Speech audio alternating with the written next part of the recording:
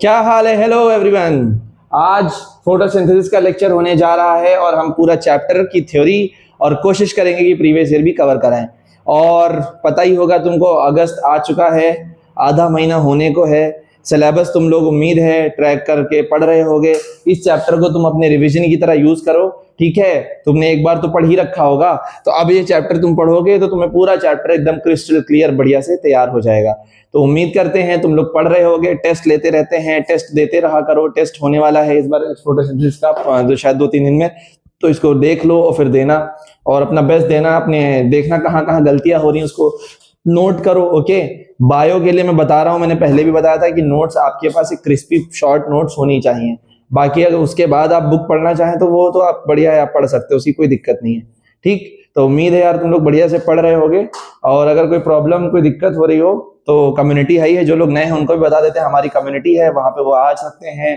नीचे डिस्क्रिप्शन में, इसके डिस्क्रिप्शन में लिंक है, वहां से वो कम्युनिटी ज्वाइन कर सकते हैं, हमारे ऐप पे जा सकते हैं, वहां कोर्स परचेज कर सकते हैं चाहे तो, वहां से वो टेस्ट वगैरह भी सारे अटेम्प्ट कर सकते हैं जो भी होते हैं। तो चलो शुरू करते हैं, अब टाइम नहीं वेस्ट करते हैं। चैप्टर का नाम है फोटोसिंथेसिस। देखो, चैप्टर शुरू करने से पहले तुम्हें एक प्यारा प्यारा डायग्राम दिख रहा होगा, उसी डायग्राम से तुमको पता चलता होगा कि फोटोसिंथेसिस है क्या।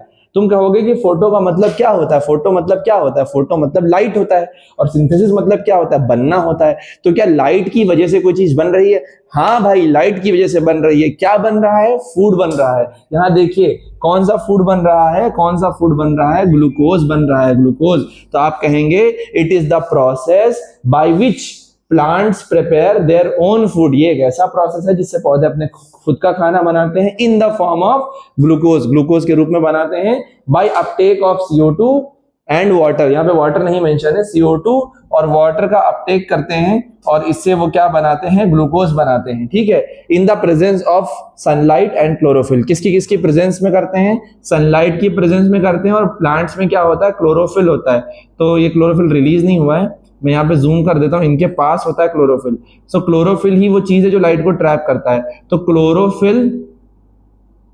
क्लोरोफिल और लाइट, सनलाइट के प्रेजेंस में ये लोग फोटोसिंथेसिस को परफॉर्म करते हैं। आई होप आपको ये बात समझ में आ गई होगी। आइए शुरू करते हैं। मैंने तो वहीं डेफिनेशन कर दी। देखिए जेठालाल, पता है मेरे प्रेजेंटेशन में, मेरे लेक्चर में भाई जेठालाल ना ऐसा कैसे हो सकता है? जेठालाल कितना खुश है फोटोसिंथेसिस को देख करके। बता ही दिया मैंने तुमको, पौधे CO2 और वाटर को इंटेक करते हैं और बदले में वो अपना खाना बनाते हैं ग्लूकोज के रूप में, ये बता चुके हैं। आइए, ओके, ये देखिए ऑटोट्रॉफिक बंदा है। ऑटोट्रॉफिक बायोलॉजी में कहते हैं जो धूप से अपना खाना बनाए। तो पौधे ऑटोट्रॉफिक होते हैं न्यूट्रिशन में। यहाँ पे आपको एक बात बता देते हैं कि प्लांट्स का जो न्यूट्रिशन होता है या मोड ऑफ न्यूट्रिशन होता है, उसे हम कहते हैं ऑटोट्रॉफिक। तो प्लांट्स हमारे कैसे होते हैं? ऑटोट्रॉफिक होते हैं। मतलब कि प्लांट्स अपना खाना इन द प्रेजेंस ऑफ सनलाइट वो खुद से प्रिपेयर कर सकते हैं, ठीक है? They can prepare their own food. हम लोग अपना खाना, हम लोग ऐसे धूप में जाएंगे तो हम लोग नहीं बना सकते हैं ग्लूकोज। ये जादू है, जादू धूप में खड़ा होता था, कोई मिल गया, देखिए कोई मिल गया, कोई तो मिल गया है। तो कोई तो जो मिल गया उसमें तुमने देखा होगा कि फोटोसिंथेसिस जो है जादू भाई हमारे करते थे। इसके अलावा आप यहाँ देख सकते हैं कि ये बिल्ली है, बिल्ली भी धूप से बड़ी खुश है। सो पौधे ऑटोट्रॉफिक मोड ऑफ न्यूट्रिशन करते हैं। आइए अब शुरू करते हैं कुछ बेसिक सी बातें और हम चैप्टर में धीरे धीरे डिटेल में और डेप्थ में जाते चलेंगे। सबसे पहली बात क्या? डेफिनेशन मैंने आपको बताई, it is a physiological process. Photosynthesis physiological process है। फिजियोलॉजिकल का मतलब होता है कि ऐसा प्रोसेस जिसमें फिजिकल कुछ चेंज भी हो और प्लस सम केमिकल चेंज भी हो। So physical plus chemical process है, ठीक है? तो फिजिकल लेवल पे भी चेंजेस होते हैं और केमिकल में तो आपको पता है ग्लूकोज बनता है।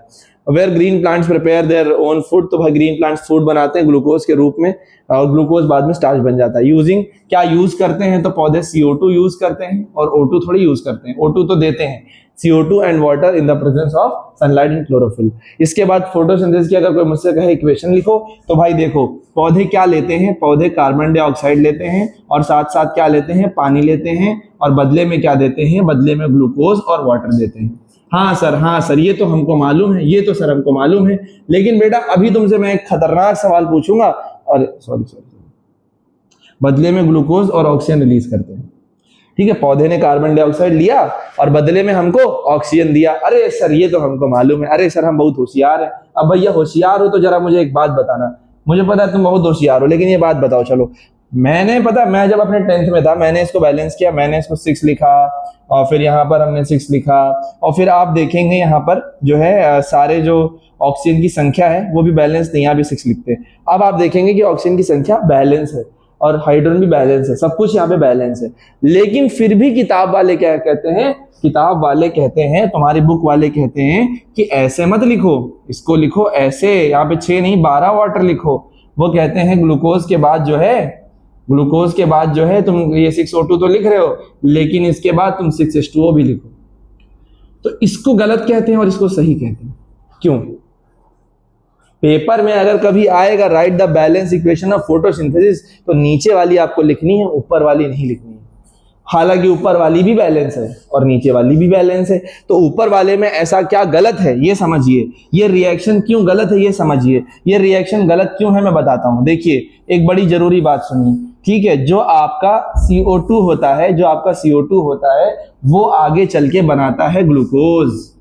अब तुम, मुझे पता तुम केमिस्ट्री इतना पढ़ते तो हो नहीं दिल लगा के, मुझे मालूम है इतना तुम्हारा दिल केमिस्ट्री में लगने लगे तो क्या बात, लेकिन फिर भी मैं तुमसे पूछता हूं, बताओ चलो जल्दी से बताओ, ये जो प्रोसेस है जिसमें CO2 से ग्लूकोज बना है, चलो बताओ ये रिडक्शन है कि ऑक्सीडेशन है? सर रिडक्शन क्या है सर, हम तो कभी रिडक्शन पढ़े ही नहीं, हमें भैया केमिस्ट्री की क्लास चल रही है कि रिडक्शन में क्या होता है। रिडक्शन की बहुत सारी डेफिनेशन है, जिसमें से एक डेफिनेशन होता है एडिशन ऑफ हाइड्रोजन। तो भाई आप अगर देखेंगे तो हमारा CO2 में क्या हुआ है, हाइड्रोजन जुड़ा और वो ग्लूकोज बन गया है। तो मैं आपको एक बात बताता हूं कि जो भी ग्लूकोज आता है वो CO2 से आता है। सो इस केमिकल इक्वेशन से आप क्या देख सकते हैं, इस केमिकल इक्वेशन से, अच्छा सर अब हम समझ गए सर, अब हम ये बात तो समझ गए कि CO2 ही जो होता है वो हमें ग्लूकोज देता है। सर हाँ भाई, तो भाई सही बात है, CO2 ग्लूकोज देता है। और कैसे दे रहा है, CO2 में H ऐड हुआ है, तो कैसे दे रहा है, बाय रिडक्शन। क्या कर रहा है, रिडक्शन कर रहा है। सर हाँ ये बात तो समझ में आ गई, इतनी केमिस्ट्री हम समझ गए। अब सर हमको ये बात बताइए, आपने कहा ये रिएक्शन गलत है, ये गलत क्यों कही? मेरे भाई जो पानी होता है ना, पानी, उससे क्या मिलता है, उससे ऑक्सीजन मिलता है। तो यहां पर आपको एक बात और याद रखनी है कि जो वाटर होता है, वाटर वो क्या देता है, ऑक्सीजन देता है। तो वाटर आपका ऑक्सीजन देता है और CO2 आपका ग्लूकोज देता है। लेकिन अगर आप इस रिएक्शन को देखेंगे तो यहाँ पर जो ऑक्सीजन की संख्या है वो 12 है। देखने वाले को क्या लगेगा कि 12 ऑक्सीजन में से 6 ऑक्सीजन पानी से आए और 6 ऑक्सीजन CO2 से आए, तो गड़बड़ है कि नहीं गड़बड़ है? आने कहाँ से चाहिए, सारे ऑक्सीजन वाटर से आने चाहिए। इसलिए इसको हम कि विजुअली सही दिखे, हम यहाँ पर 6 से करके 12 कर देते हैं। अच्छा 12 करने से क्या होगा, देखो यहाँ पे 6 2 12 ऑक्सीजन है। अब आप किसी से कह सकते हो कि ये जो 12 ऑक्सीजन है सारे के सारे 12 वाटर मॉलिक्यूल से आए हैं। सो इसलिए आप कभी भी पेपर में ऊपर वाली रिएक्शन को मत लिखिएगा। भैया ये तुम मेरी नोट से बाद में पढ़ो तो बाद में कह दो कि सर आपने लिखवाया था, इसलिए मैं बहुत साफ साफ लिख देता हूं कि भैया ये नहीं लिखना है। तुम लोग ज्यादा दिमाग कभी चलाओ तो लिख दो, पता चले भाई ये नहीं लिखना है। ठीक है चलो हो गया, बढ़िया बढ़िया, समझ में आया कि हम यहां पर 6H2 एक्स्ट्रा क्यों ऐड कर रहे हैं, because we want to show that all of the oxygen comes from water. याद रखेंगे कि ऑक्सीजन जो होता है वो कहां से आता है, वाटर से आता है, और जो ग्लूकोज होता है वो सारा कहां से आता है, CO2 से आता है। याद रखेंगे ये बात। बाकी ये आपको लिखना है, ये आपको लिखना है, इसको मैंने टिक मारा है और इसको आपको याद कर लेना है। This is very very very very very very important. Okay आगे देख लेते हैं कॉन्सेप्ट क्या है, इसमें हो क्या रहा है। तो कॉन्सेप्ट मैंने बताया इस पूरे फोटोसिंथेसिस में, it involves the reduction of dash to glucose. क्या चीज ग्लूकोज से बनता है भाई, CO2 ग्लूकोज से बनता है। ओके वाटर नहीं। और इसके बाद मैंने आपको भी बताया कि वाटर जो है ऑक्सीडाइज होकर के O2 में कन्वर्ट हो जाता है। अब बात करते हैं रॉ मटेरियल्स के। ऑक्सीडाइज मतलब उसमें वाटर में से H2 हट जाता है, इसलिए कहा रॉ मटेरियल्स की बात करते हैं कि क्या क्या तुमको मटेरियल की जरूरत पड़ेगी फोटोसिंथेसिस कराने के लिए। भाई चाय बनाने के लिए दूध चाहिए, चाय पत्ती चाहिए, फोटोसिंथेसिस कराने के लिए क्या क्या चाहिए। सर एक मिनट, पहली चीज तो हमको CO2 चाहिए, सही बात है।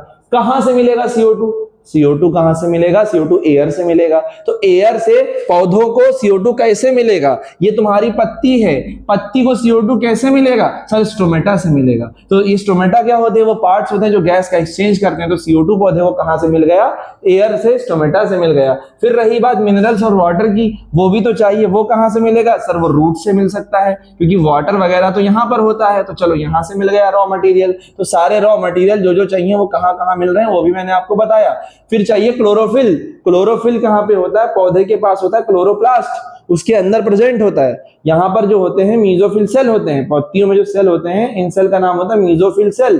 तो मीजोफिल सेल के अंदर अगर आप देखेंगे तो इनके पास एक स्ट्रक्चर होता है जिसका नाम होता है क्लोरोप्लास्ट, और क्लोरोप्लास्ट हमारा इसके अंदर होता है क्लोरोफिल, ठीक है। और इसी क्लोरोफिल का काम होता है लाइट को ट्रैप करना। तो पौधे को ये भी तो चाहिए, इसके बिना कहाँ काम करेगा वो। तो ये सारी चीजें जो पौधे को जरूरत होती हैं, CO2 की जरूरत होती है, पानी की जरूरत होती है, क्लोरोप्लास्ट की जरूरत होती है, सनलाइट की जरूरत होती है। तो सनलाइट तो हमें पता ही है कि सूरज से मिल जाएगी, इसमें कोई बड़ी बात नहीं है, ठीक है। तो आप यहाँ पे देख सकते हैं क्या क्या चाहिए इनको। इनको CO2 चाहिए, CO2 मैंने आपको बताया कहाँ से मिलेगा, एटमॉस्फेयर से मिलेगा। वाटर चाहिए, मैंने बताया कहाँ से मिलेगा, जमीन से मिलेगा। जमीन से वाटर और मिनरल्स का अपवर्ड मूवमेंट जो होता है उसे क्या कहते हैं, उसे एसेंट ऑफ सैप कहते हैं। जितने लोग एसेंट ऑफ सैप की डेफिनेशन भूल गए हो, फटाक से पढ़ रहे हो, कॉपी लेके पढ़ रहे हो कि नहीं पढ़ रहे हो, कि खाली बस बैठे हुए हो, अपनी टेक्स्ट बुक खोल के अपनी कॉपी खोल के पढ़ो कि देखो कुछ पॉइंट तुमने छोड़ा तो नहीं है, सर ने बताया लाओ लिख ले। Okay, so ascent of SAP आप पुराना देखिए पलट के क्या होता है, ठीक है, डेफिनेशन। आगे देखिए सोलर एनर्जी। सोलर एनर्जी क्या होती है? सोलर एनर्जी वह एनर्जी होती है जो सनलाइट से आपके पत्तियों में आके ट्रैप होती है, ठीक है। So this is the radiant energy from the sun trapped by the chlorophyll. तो ये हमारी सनलाइट की एनर्जी है जो कि क्लोरोफिल ट्रैप करता है, ओके। फिर क्या है? क्लोरोप्लास्ट है।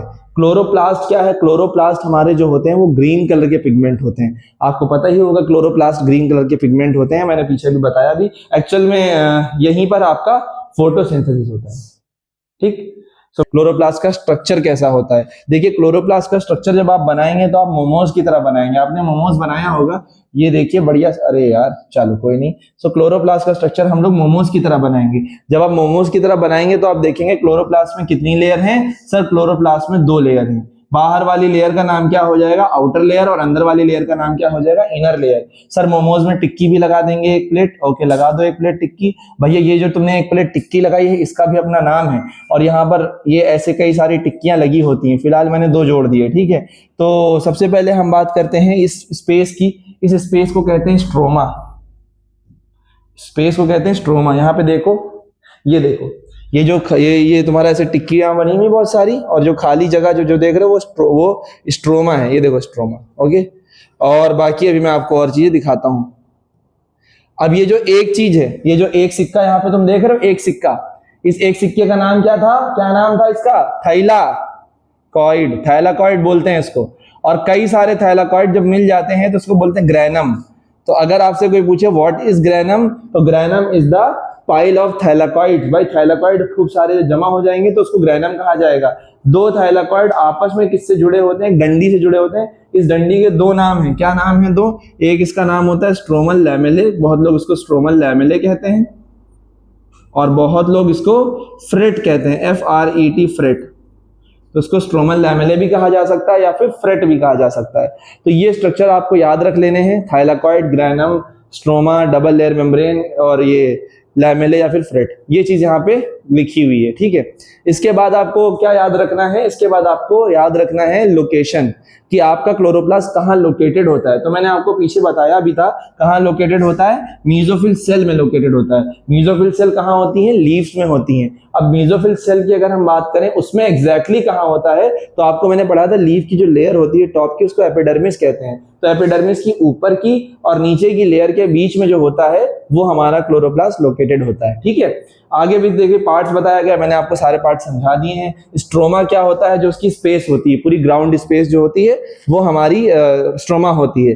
फिर थाइलाकॉइड की बात भी मैंने बताई, सिक्के जैसे फ्लैट फ्लैट स्ट्रक्चर होते हैं जो कि मैंने बताया ही आपको। और ग्रैनम क्या होता है? पूरे जो सिक्के होते हैं मिला करके उसको कहते हैं, ये भी मैंने आपको पढ़ाया। आगे बढ़ते हैं, opening and closing of stomata by the potassium ion theory. Potassium ion theory क्या है? देखिए ये वाली जो थ्योरी है इसमें लोगों का वैसे दिमाग का मत्था घूम जाता है। मैं कोशिश करूंगा कि आपका मत्था ना घूमे। आप देखिए एक छोटी सी बात अगर समझ पाए तो आपका माथा शायद ना घूमे। देखिए आपने मुझसे ऑस्मोसिस पढ़ा है पिछले चैप्टर में, तो मैंने वहां क्या पढ़ाया था? जहां नमक होता है पानी वहीं पे भाग आता है, because of that kind of solution, क्योंकि अंदर पानी ज्यादा होता है बाहर पानी कम होता है तो वाटर मूव आउट कर जाता है। सेम लॉजिक यहाँ पर ये लोग यूज करते हैं। ये देखिए मैं आपको बताता हूँ, अगर आपको स्टोमेटा को खोलना है तो ये मान लीजिए आपका स्टोमेटा गार्ड सेल होते हैं जो स्टोमेटा को बनाते हैं। ये मान लेते हैं आपके गार्ड सेल है। तो अभी आपके गार्ड सेल बंद है, ये गार्ड सेल बंद है। अगर अगर आपको यानी कि स्टोमेटा भी बंद है फिर, और आपका स्टोमेटा बंद क्यों है, मैं और सही बोलूं तो एक्चुअल में गार्ड सेल क्लोज नहीं है। गार्ड सेल हमारे क्या है, गार्ड सेल हमारे फ्लैसिड हो रखे हैं, मतलब ये एकदम पिचके हुए हैं, जिसकी वजह फ्लैसिड मतलब पता था पिचकू, इसके स्टोमेटा बंद है। अगर आप इसमें पानी भर देंगे तो ये फूल जाएंगे, तो फूलने की वजह से आपका स्टोमेटा खुल जाएगा। तो यहाँ पे हमारे गार्ड सेल कैसे हैं, ये हमारे गार्ड सेल जो हो गए हैं वो हमारे कैसे हो गए, टर्जिड हो गए, फूल गए, और फूलने की वजह से क्या हो गया है, इनका स्टोमेटा खुल गया है। ठीक है, तो इसका मतलब ये तो हम समझ गए कि हाँ सर अगर हमको स्टोमेटा खोलना है तो हमको इसके अंदर पानी डालना पड़ेगा। तो क्या पानी तुम डोंगा लेके जाओगे क्या पानी लाने, ले पानी ले पानी ले, ऐसे थोड़ी करोगे। ये पानी, ये कैसे इसके अंदर पानी जाएगा, ये यूज करेगा ऑस्मोसिस। ऑस्मोसिस, ऑस्मोसिस क्या है सर, सर ऑस्मोसिस क्या है, ऑस्मोसिस क्या चीज है सर। देखो भाई, अरे डेटा क्यों लिख दिया सर। देखिए भाई, डे है, डे में क्या होगा, this is your guard cell. Day में क्या होगा, फोटोसिंथेसिस होती ही है। तो एटीपी की हेल्प से, एटीपी यानी एनर्जी का हेल्प लेकर के हम इसके अंदर क्या डाल देंगे, हम इसके अंदर गार्ड सेल के अंदर क्या डाल देंगे, पोटेशियम आयन डाल देंगे। तो सुबह सुबह क्या होता है, गार्ड सेल में क्या आ जाते हैं, एटीपी की हेल्प से आसपास के जो है पोटेशियम आयन आ जाते हैं। तो guard cell have increase in potassium ion concentration. तो भाई सुबह सुबह आप देखेंगे गार्ड सेल के अंदर पोटेशियम आयन की मात्रा बढ़ना शुरू हो जाएगी। एटीपी क्या करेगा, आसपास से पोटेशियम आयन को अंदर पंप कर देगा। और मैंने आपको पढ़ाया भी था कि जहां सॉल्ट वहां वाटर, जहां नमक, आप जैसे आपने बैक्टीरिया पे छिड़का, बैक्टीरिया ने सारा वाटर लूज किया, वो डाई हो गया। आपने सब्जी पे सॉल्ट स्प्रिंकल करा तो क्या हुआ, सॉल्ट जो आपकी जो वेजिटेबल थी उसमें से वाटर लूज हो गया, और आपने देखा बहुत सारा वाटर वहां पे प्रेजेंट है। तो यहाँ पर भी हमने क्या करा, यहाँ पे बहुत सारा K+ लाना, मतलब सॉल्ट लाना, तो आपने बहुत सारा K+ अंदर लाया, जिसकी वजह से वाटर आपका अपने आप अंदर एंटर हो जाएगा। तो डे टाइम में आपका वाटर अंदर एंटर होता है, और एंटर होने की वजह से आपका ये जो सेल होता है वो स्वेल हो जाता है और कुछ ऐसा दिखने लगता है। तो ये हमारा डे में होता है। अगर कोई मुझसे पूछे कि सर रात में क्या होता है, देखो भाई रात में ये होता है कि जो आपके पोटेशियम आयन होते हैं वो गार्ड तो पहले फूला हुआ है, पहली बात तो पूरा, इसमें से पोटेशियम आयन लीक हो जाते हैं। सो पोटेशियम आयन क्या हो गए, लीक हो गए। अब भाई पोटेशियम आयन सारे लीक होकर के बाहर आ गए, तो इसका मतलब क्या होगा, जो हमारा पानी अंदर था वो पानी भी बाहर आ जाएगा, क्योंकि पानी वहीं जाएगा जहां पोटेशियम आयन है। इसका मतलब ये हुआ कि सुबह सुबह पानी सारा अंदर जाता है, सुबह सुबह स्टोमेटा खुल जाते हैं। सुबह सुबह क्यों खुलते हैं, क्योंकि फोटोसिंथेसिस करनी है, क्योंकि O2 CO2 एक्सचेंज करना है। रात में इनको बंद कर दिया जाता है, इतना काम नहीं होता है। तो यहाँ पर आप देखेंगे पोटेशियम आयन थ्योरी की क्या है, डे टाइम में स्टोमेटा ओपन होते हैं और रात टाइम में क्लोज हो जाते हैं। रीजन क्या है, डे टाइम में क्या होता है, देखिए क्या लिखा, photosynthesis occurs in chloroplast. Chloroplast में फोटोसिंथेसिस होता है और वहां पर एटीपी बनता है गार्ड सेल के अंदर, और वो एटीपी क्या करता है, एटीपी पोटेशियम आयन को गार्ड सेल के अंदर भर देता है। बताया मैंने, भर देता है, और भरने की वजह से वो क्या हो जाता है, हाइपरटोनिक हो जाता है, हाइपरटोनिक।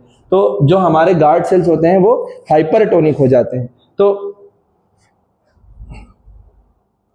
एक काम करो, फिर ये भी तुम कंफ्यूज हो जाओगे, हमने क्यों पढ़ा था हाइपर में पिचकू, आप कहोगे सर हाइपर में तो फूल रहा है, बट ये लैंग्वेज को मैं चेंज कर देता हूँ, ठीक है। ये मेकिंग देम नहीं करते हैं, बुक में यही लिखा है, बट हम इसको चेंज कर देते हैं, मेकिंग सॉल्यूशन, जो आसपास का जो सराउंडिंग सॉल्यूशन है, अरे यार, मेकिंग सराउंडिंग सॉल्यूशन हाइपोटोनिक। इसकी वजह से जब अंदर खूब सारा पोटेशियम आ जाता है तो आसपास का जो सॉल्यूशन होता है वो हाइपोटोनिक हो जाता है।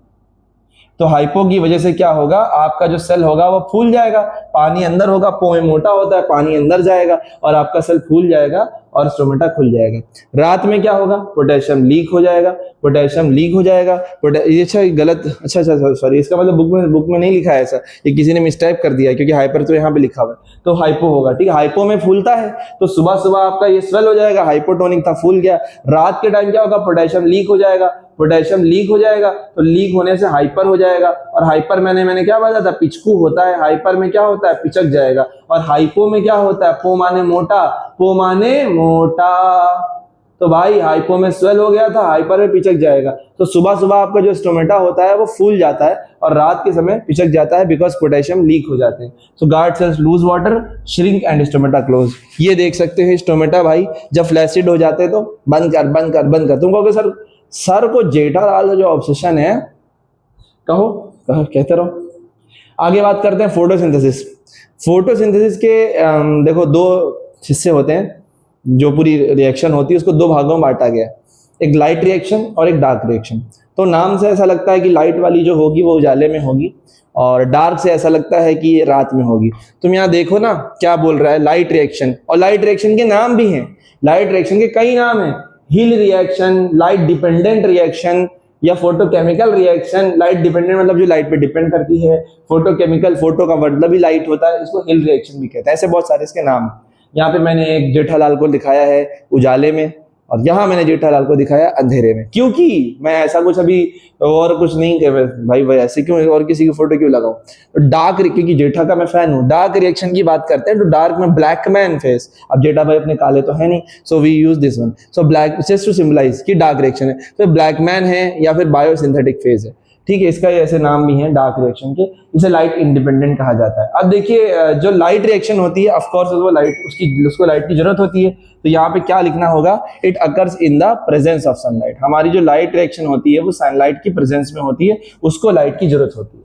और बताता हूँ लाइट रिएक्शन कहाँ पर होती है। लाइट रिएक्शन आपकी होती है, वो जो थैला देखा था आपने, थैला हरा हरा जो थैला है भैया, थैलाकॉइड जो है, थैलाकॉइड कहाँ हो, थैलाकॉइड ये देखिए यहां पर होती है लाइट रिएक्शन। यहां पर क्या होती है, लाइट रिएक्शन होती है। तो यहां पे लिख देता हूं, यहां पर लाइट रिएक्शन होती है।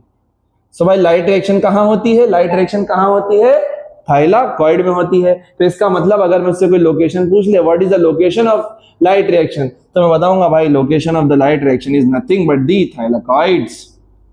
Okay sir, now I am getting it. What are the products of light reaction? Light reaction होने के बाद एंड में हमको तीन चीजें मिलती हैं, ये तीनों आपको याद रखनी पड़ेंगी। क्या क्या है वो, एक है एटीपी, साथ में मेरे बोलो, एक है एटीपी, एक है एनएडीपी, और एक है हमारा एनएडीपीएच, और एक है हमारा वो ऑक्सीजन। तो ये तीन चीजें हमारे लाइट रिएक्शन में मिलती हैं, ठीक है। क्या क्या मिलती है, एटीपी, एनएडीपीएच और ऑक्सीजन। याद रखेंगे कि लाइट रिएक्शन से क्या क्या मिलता है। फिर आते हैं डार्क में।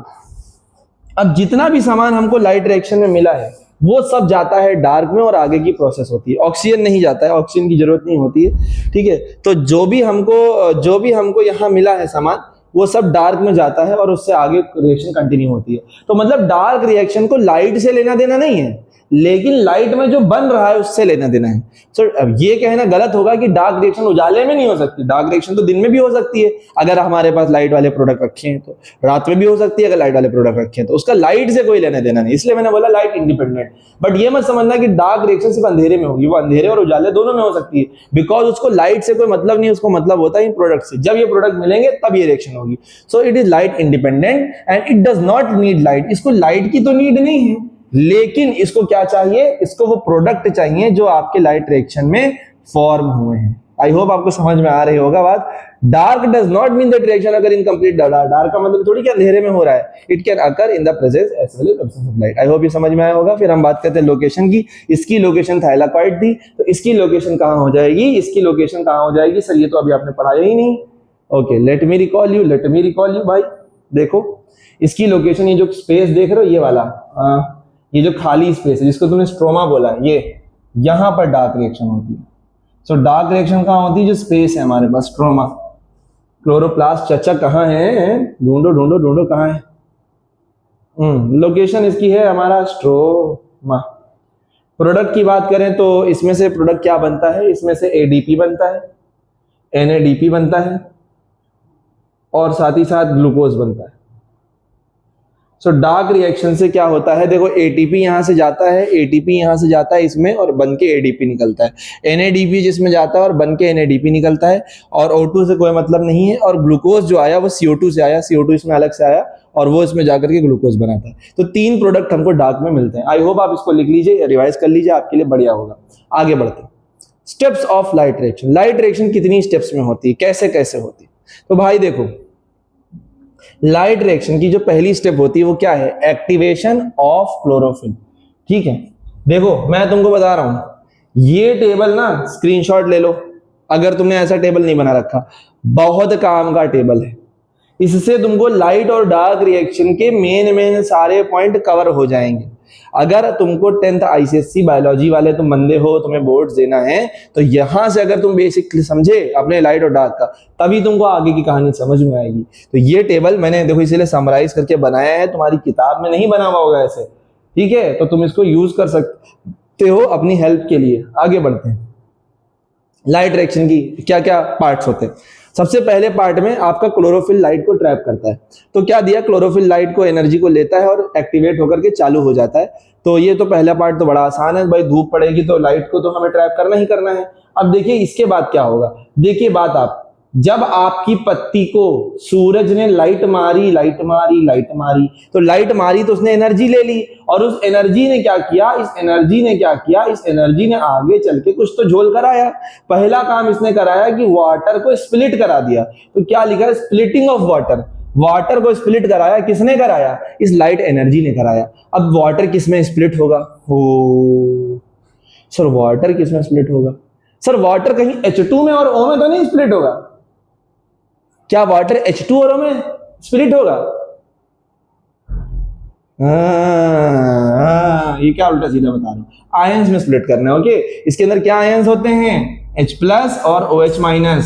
भाई एसिड बेस और सॉल्ट पढ़ा है ना, H+ और OH-। ठीक है, उसमें ये नहीं पढ़ा होगा, लेकिन हाइड्रोनियम आयन बनाने में तुमने देखा होगा इसमें का H+ जाता है, H3O+ जब बनता है तो। ठीक है, खैर, तो H+ और OH- में स्प्लिट हो जाते हैं। तो वाटर की स्प्लिटिंग किसमें होती है, H+ में और OH- में। किसकी प्रेजेंस में, लाइट एनर्जी की प्रेजेंस में। सनलाइट जो है इसको तोड़ देता है। तो अगर मुझसे कोई कहे रिएक्शन लिखो, तो भाई फोटोलिसिस ऑफ वाटर का मतलब होता है वाटर का हाइड्रोजन आयन और OH- आयन में ब्रेक होना। ठीक है, फिर क्या है, production of, just 1 second.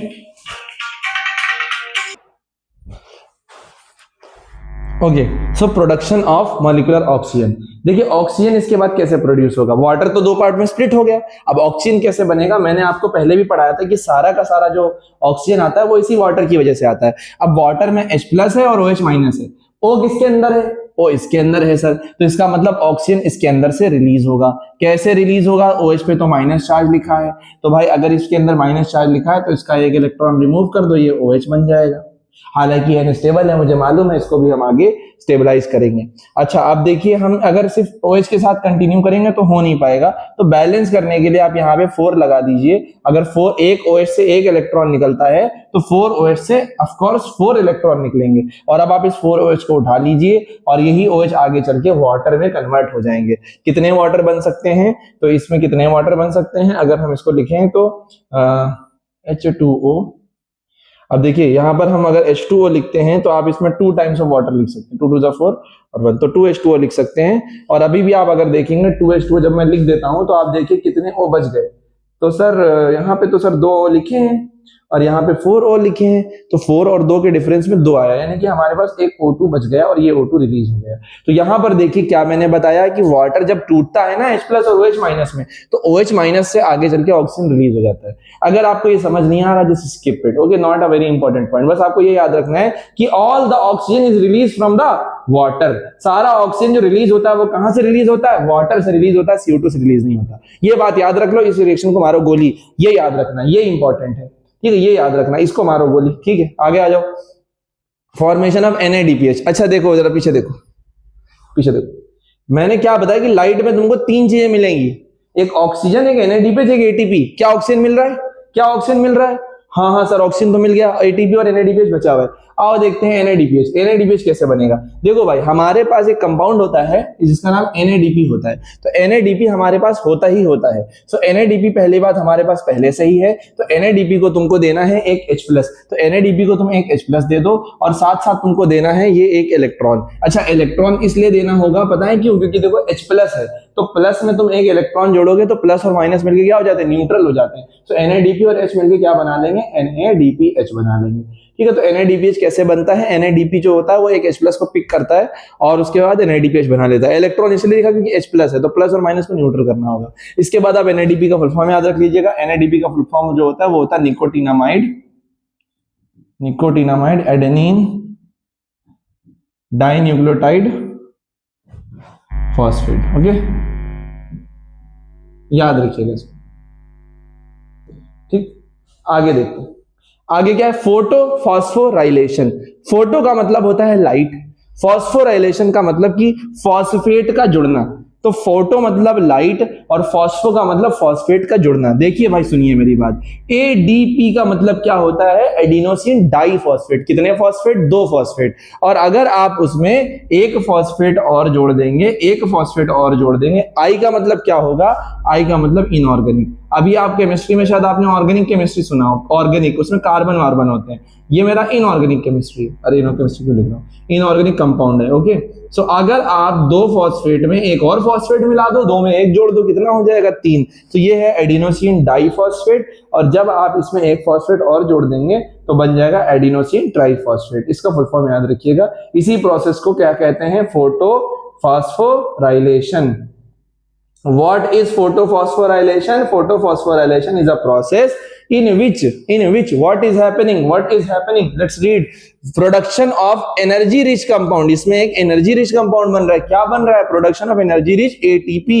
So what we are producing? ATP. So in photophosphorylation we produce energy rich ATP from what? From this. This is what? This is ADP. So ADP से हम ATP को बनाते हैं by the help of energy from electron by adding 1 phosphate group। तो electron की energy लेते हैं और साथ ही साथ एक ये जो फॉस्फेट ग्रुप है इसको ऐड करते हैं और हम क्या मिलाते हैं, एटीपी। और इस प्रोसेस का नाम होता है फोटोफॉस्फोराइलेशन। तो एडीपी में एक फॉस्फेट को जोड़ना ही कहलाता है photophosphorylation. Okay, so this is the meaning of photophosphorylation. आप डेफिनेशन याद कर लीजिएगा। आगे क्या है, डार्क रिएक्शन। अब हमारा यहां पर लाइट रिएक्शन कंप्लीट हो गया है। एक क्या कॉल आ रही है ना, ओके, नेक्स्ट हम लोग बात करते हैं डार्क रिएक्शन की। डार्क रिएक्शन का मतलब मैंने बताया भी था कि अंधेरे में नहीं होती है, इसको लाइट की बस नीड नहीं होती है, चाहे अंधेरे में हो चाहे उजाले में हो। अब डार्क रिएक्शन में क्या होगा वो समझिए। देखिए डार्क, एक सेकंड रुकिएगा, लेट्स चेक कि कुछ मिस तो नहीं हुआ है, कि कुछ मिस तो नहीं हुआ वैसे, ठीक है। सो इसमें मुझे लगता है एक चीज मिस है, जो कि ये कहां पर होती है, अकरेंस। लेकिन मैं पीछे बता भी चुका हूं, मैंने नोट्स में अपनी क्लास में लिखवाया था, बट मैं पीछे बता भी चुका हूं। सो अकरेंस आप खुद से इसमें लिख लीजिएगा, पीछे मैंने बताया कहां पर होती है। अकरेंस इसकी क्या होती है, स्ट्रोमा ऑफ द क्लोरोप्लास्ट। तो डार्क रिएक्शन आपकी क्लोरोप्लास्ट के स्ट्रोमा में होती है, ठीक है। डार्क रिएक्शन में क्या क्या होता है, डार्क रिएक्शन में आपका जो CO2 होता है, CO2 वो कन्वर्ट हो जाता है, किसमें कन्वर्ट हो जाता है, ग्लूकोज में कन्वर्ट हो जाता है। नाउ द क्वेश्चन इज कि ये ग्लूकोज में कैसे कन्वर्ट होता है। इसको ग्लूकोज में जाने के लिए एक कंपाउंड होता है जिससे जुड़ना पड़ता है, उस कंपाउंड का नाम है RUBP। एक कंपाउंड है जिससे इसको जुड़ना पड़ता है, उसका नाम होता है RUBP। अगर मैं आपसे कहूं कि आपको इसकी एब्रीविएशन याद करनी चाहिए तो बिल्कुल याद करनी चाहिए। इस चैप्टर में कुछ ही तो एब्रीविएशंस है, एक आपका ATP, एक आपका ADP, एक आपका NADP और एक आपका RUBP। तो इसको आप याद कर लीजिएगा, ठीक है। RUBP क्या चीज होती है, इसका फुल फॉर्म सुन लीजिए। ये एक कंपाउंड है, ओके, जो जुड़ता है, किसमें जुड़ता है, CO2 में जुड़ता है, और बस इसको ये ग्लूकोज में कन्वर्ट करने में हेल्प करता है। और मैं आपको बताऊं ये सिर्फ एक सपोर्टर है कि साथ साथ बहुत लोग होते हैं ना जिंदगी में, साथ में चलते हैं, साथ में चलते हैं, तुम्हें वहां पहुंचा दिया फिर हट जाते हैं, ये वही है। तुम्हारी लाइफ में भी बहुत सारे ऐसे लोग होंगे जिन्होंने तुम्हें, क्या ऐसा कोई नहीं है कि ऐसा है, होगा ना कोई जिसने, जो तुम्हारे साथ में है, जिसने तुमको लिया और आगे तुम्हें हेल्प किया, पुश किया, फिर वो अपना अलग, ठीक है। कोई होगा, कोई लाइफ में पेरेंट्स हो सकते हैं, कुछ भी, कोई भी हो सकता है, फ्रेंड्स हो सकते हैं कि आपको करा। तो RUBP भी ऐसे ही है कुछ, ये आपको CO2 को यहाँ से यहाँ पहुंचा देगा, लेकिन उसके बाद ये RUBP रिमूव हो जाएगा। इसका काम होता है कि CO2 को पिक करके रिएक्शन में आगे ले जाना। इसका नाम होता है राइबोलोज 1,6 बिसफॉस्फेट।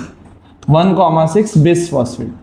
ये क्या है, मैंने फिर से बता दी, ये एक एक्सेप्टर है जो CO2 को एक्सेप्ट करता है और ग्लूकोज बनाने में हेल्प करता है। अब देखिए लाइट रिएक्शन से आपको क्या क्या मिला था, आप इसके बारे में, RUBP के बारे में 11th में डिटेल में पढ़ोगे। आपको लाइट रिएक्शन में क्या क्या मिला था, क्या क्या मिला था, चलो मैं छुपा रहा, बताओ क्या क्या प्रोडक्ट थे लाइट रिएक्शन के। ATP, NADPH और O2। ATP, NADPH और O2, ये तीनों थे। O2 तो हवा में हवा हो गया। जो बचा, जो ATP और NADPH, मैंने क्या बोला था, जो लाइट के प्रोडक्ट हैं वो डार्क को चाहिए होते हैं, तो ATP और NADPH डार्क में जाएंगे। तो इस रिएक्शन के दौरान इनको जरूरत पड़ेगी 2 और चीजों की, एक का नाम है ATP, ये इसके अंदर आएगा, और दूसरा जो इसको जरूरत पड़ेगी वो पड़ेगी NADPH की, ये भी इसके अंदर आएगा। लेकिन एक बात बताते हैं, ये एटीपी इसके अंदर आएगा, इसको एक फॉस्फेट दे देगा और इससे एडीपी बाहर निकल जाएगा।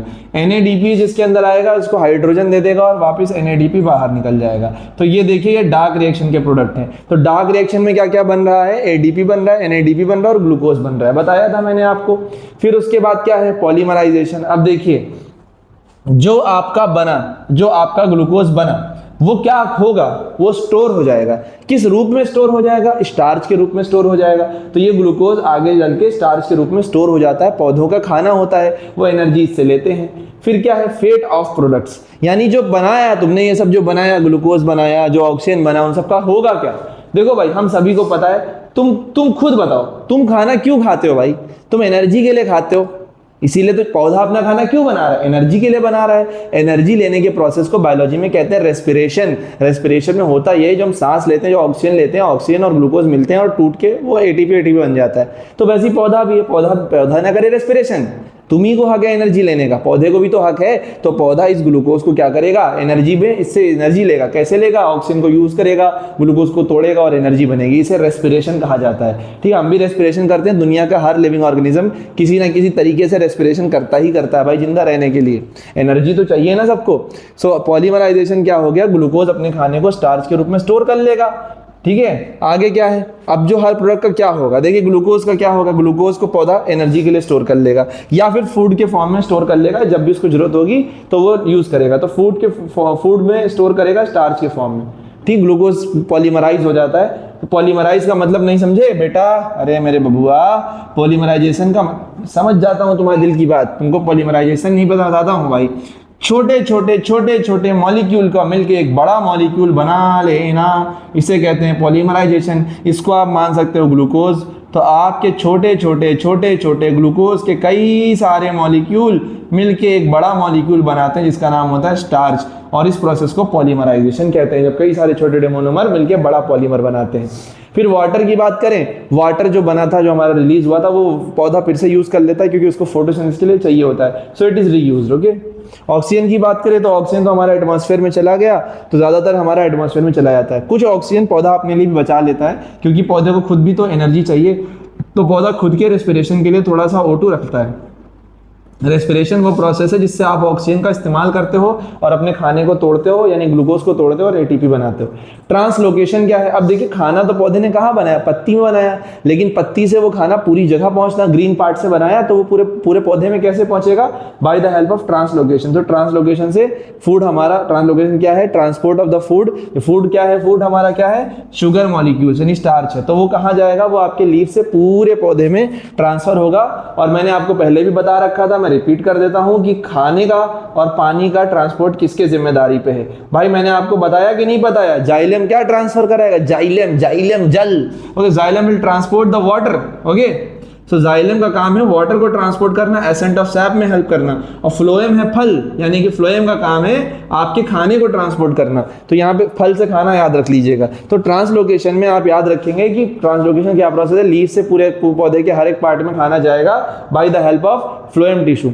उसके बाद बात कर लेते हैं अडेप्टेशन। अडेप्टेशन का मतलब ये होता है कि आप कैसे अडेप्ट करोगे बेहतर परफॉर्म करने के लिए। तो पौधे क्या अडेप्टेशन करते हैं अच्छे से अच्छा फोटोसिंथेसिस करने के लिए, तो देखिए, तो यहाँ पर कुछ सवाल हैं। मैं आप बहुत आप समझदार हो, आप बताओ, पत्ती का अगर एरिया छोटा होगा तो ज्यादा अच्छा फोटोसिंथेसिस होगा कि पत्ती का एरिया बड़ा होगा तो ज्यादा फोटोसिंथेसिस होगा, बताओ। हाँ जी, बिल्कुल सही सोच रहे हैं आप। अगर पौधे का एरिया बड़ा हो जाएगा तो सरफेस, देखिए, तो पौधे का एरिया क्या कर लेंगे, बढ़ा लेंगे, क्योंकि बड़ा होने से फोटोसिंथेसिस ज्यादा हो जाता है। तो पौधे पहला अडेप्टेशन क्या करेंगे, अपने लीफ की एरिया को बड़ा करेंगे ताकि ज्यादा फोटोसिंथेसिस कर पाए। और क्या कर सकते हैं ज्यादा फोटोसिंथेसिस करने के लिए, और क्या किया जा सकता है, लीफ अरेंजमेंट। लीफ कैसे अरेंज करो, लीफ ऐसे अरेंज करो कि धूप ज्यादा से ज्यादा मिले। तो धूप ज्यादा से ज्यादा कैसे मिलेगी, जब आपकी लाइट ऊपर से आए और आपकी पत्ती ऐसे लगी हो। ये एक अडेप्टेशन करते हैं पौधे कभी कभी, ताकि उनको मैक्सिमम लाइट रिसीव हो। सो यहाँ क्या लिखा है भाई, leaves are positioned in such a way that they are at right angle. भाई राइट एंगल पे होते हैं ताकि उनको ज्यादा से ज्यादा लाइट मिले। ओके, फिर क्या, क्लोरोप्लास्ट। ज्यादा क्लोरोप्लास्ट ज्यादा फोटोसिंथेसिस। तो पौधे क्लोरोप्लास्ट क्या करते हैं, ज्यादा भारी संख्या में रखते हैं। स्टोमेटा भी भारी संख्या में रखेंगे, ज्यादा स्टोमेटा ज्यादा गैस एक्सचेंज ज्यादा फोटोसिंथेसिस। क्लोरोप्लास्ट लाइट ज़्यादा ट्रैप करेगा इसलिए। थिन लीव्स, देखिए पत्ती जितनी पतली होगी उतना ही बढ़िया रहेगा। थिन लीव से क्या क्या पत्ती पतली होने से क्या फायदा भाई? पत्ती पतली होने से पहला फायदा क्या है, यहाँ क्या लिखा है? Okay let's read. A thin leave design helps a plant make food by, यहाँ से मेन बात है, लेटिंग सनलाइट पास डीप इनसाइड। तो पत्ती अगर मोटी होगी तो सनलाइट अंदर डीपली नहीं जा पाएगी, जितनी थिन लीफ होगी उतना सनलाइट अंदर जा पाएगी और उतनी इजीली जो गैस है वो आपके एस्केप हो पाएंगे, जैसे कि कार्बन डाइऑक्साइड वगैरह बहुत जल्दी। अब देखिए आप खुद सोचिए, अगर आपकी पत्ती बहुत मोटी होगी तो CO2 को ज़्यादा लंबा रास्ता ट्रैवल करना पड़ेगा निकलने में, तो पतली थी बढ़िया है। और उसके बाद क्यूटिकल वगैरह भी ट्रांसपेरेंट हो तो ज़्यादा अच्छा है, बिकॉज ट्रांसपेरेंट होने से धूप जो होगी वो डायरेक्टली लीफ के अंदर पहुंच जाएगी। सो मेक्स द लीफ, अच्छा क्यूटिकल से वाटरप्रूफ तो हो रहा है, बट इसके अलावा एक चीज़ और है कि आपकी लाइट जो है फ्रीली एंटर हो रही है। तो ट्रांसपेरेंट होना चाहिए क्यूटिकल को, एपिडर्मिस को, जिसकी वजह से लाइट अंदर आराम से एंटर कर पाए। फैक्टर क्या क्या है जो फोटोसिंथेसिस को अफेक्ट करते हैं वो समझ लीजिए। एक्सटर्नल फैक्टर क्या है, जो बाहर से फैक्टर आते हैं, मैं पहले भी बता चुका हूं कि इसमें बाहर के होंगे, खुद के नहीं होंगे। तुम्हारी पढ़ाई को मैं पहले भी बता चुका हूं, तुम्हारी पढ़ाई को कौन डिस्टर्ब कर रहा है तुम जानते हो। तुम खुद अपने आप को रिफ्लेक्ट कर रहे होगे, तुमने जैसा सोचा था कि अगस्त तक हम इतना सिलेबस तो पढ़ लेंगे, इतना पढ़ लेंगे, लेकिन तुमको खुद मालूम है टेस्ट तो तुम दे करके आए हो, तुम्हारी क्या पोजीशन है, क्या कैसे है, उसकी बात नहीं कर रहे हैं। जिसको पहले से ही मतलब मान लो इंपॉर्टेंट पढ़ लिया या इंपॉर्टेंट मालूम है तो अपने स्कूल में टेस्ट में अच्छे स्कोर कर रहा है, जो भी जहाँ भी है भाई। अगर जिसने मतलब हम कह रहे हैं आपके टेस्ट में भी अच्छे नंबर आ रहे हैं, बट आपको अपनी अगर रिफ्लेक्शन मालूम है ना कि अगस्त में हमें कहाँ होना चाहिए, अगर आप वहाँ नहीं हो, वहाँ से पीछे हो गए हो, तो कोई ऐसी वो नहीं है कि मेरा अगस्त भी चला गया मैं क्या करूँ। कोई बात नहीं भाई, आप जो है अब क्या अभी से टाइम है ना। लोग तो आखिरी टाइम पे पढ़ के लोग कमाल कर देते हैं, नहीं तो थोड़ा सा मतलब आपके जो एक्सटर्नल फैक्टर्स तो हम सभी के साथ होता था, तो आपके साथ भी हो रहा होगा, ऐसा है, सबके साथ होता है भाई। रील्स हैं, इंस्टाग्राम है, लाइफ में बहुत सारे लोग आते हैं, डिस्टर्बेंस तो होती रहती है, बट कोई नहीं, आपको एक्सटर्नल फैक्टर से बचना है। इसी तरीके से हम बात करेंगे फोटोसिंथेसिस को, बाहर के कौन कौन से फैक्टर है जो फोटोसिंथेसिस को कम या फिर ज़्यादा कर देते हैं। जैसे आपकी ज़िंदगी को किसी ने आपके पोटेंशियल को कम कर दिया तो किसी ने आपके पोटेंशियल को बढ़ा दिया, होता है ना। तो आइए देखते हैं। तो देखिए एक्सटर्नल फैक्टर की बात करूं मैं अगर फोटोसिंथेसिस में, तो लाइट की बात करते हैं। लाइट जितना ज्यादा आपके पत्ती पे पड़ेगी उतना फोटोसिंथेसिस ज्यादा होगा, ये हम मानते हैं भाई, सही बात है। इंटेंसिटी का मतलब, जब मैं इंटेंसिटी बोलूंगा, इंटेंसिटी का मतलब होता है ब्राइटनेस। जैसे इस रूम में काफी ज्यादा ब्राइटनेस है, तभी आपको मेरा चेहरा बढ़िया गोरा गोरा दिख रहा है, ठीक है। कैमरा तो सेकेंडरी बात होती है, पहले तो लाइटिंग होती है। तो लाइटिंग यहाँ पे अच्छी हमने लगाई हुई है, इसकी वजह से ब्राइटनेस बढ़ गई। तो ब्राइटनेस का मतलब कितना ब्राइट है, तो ब्राइट ज्यादा करेंगे ज्यादा फोटोसिंथेसिस होगा। लेकिन इतना भी ब्राइट ना कर दो, बहुत ब्राइट कर दो जलने लगे, ठीक है।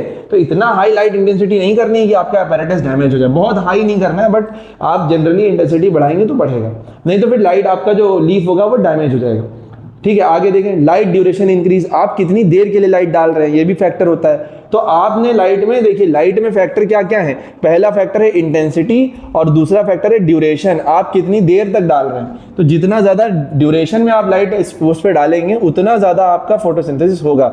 उसके बाद आपका लाइट ड्यूरेशन आप बढ़ाएंगे तो आपकी फोटोसिंथेसिस बढ़ जाएगी।